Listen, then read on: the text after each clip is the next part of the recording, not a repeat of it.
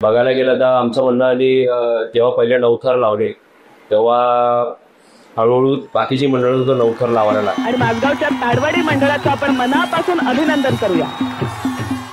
पूर्वी जेव्हा आम्ही थर लावायचो म्हणजे 5 थर 6 थर 7 थर 8 थर तेव्हा आम्हाला ती हंडी फोडायची असायची। म्हणजे स्वातंत्र्याच्या आधीपासूनची सुरुवात आहे।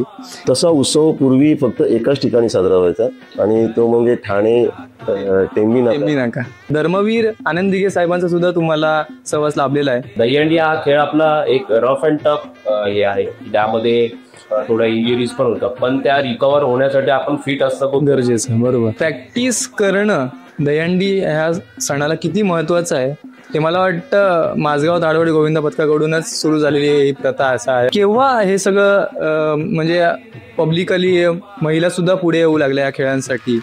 आपल्या गोविंदा पथकामध्ये एकही मुलगा व्यसन करणार नसावा। पहिल्याच थर लावता लावता शिडीतला जो मेन की माणूस असतो त्याला जखम झाली किंवा तो इंजर्ड झाला, मग त्याची जागा रिप्लेस करणार तुम्ही रेडी ठेवता का? तुमचं थर लावणं इम्पॉर्टंट नाही की थर ते लावून उतरवणं त्याला सुद्धा जास्त महत्व येतं। आणि कसं सिलेक्शन प्रोसेस कशी असते की हा ह्या थराला जाईल, हा बेसला जाईल की हा टॉपला जाईल? माझे मित्र संदीप ढवळे आज खूप मोठं नाव आहे त्यांचं आणि जय जवान मंडळाचे गोविंदा पथकाचे ते प्रमुख प्रशिक्षक आहेत।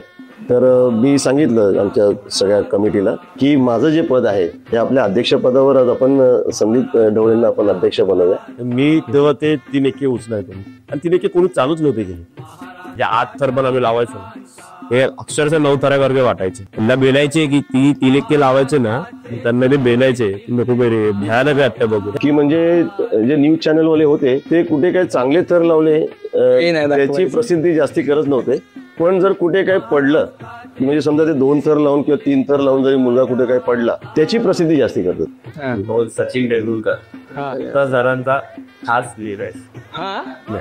सचिन आले मध्ये घरी सचिन घरी आले हे नवीन कळलंय आम्हाला काहीतरी। सचिन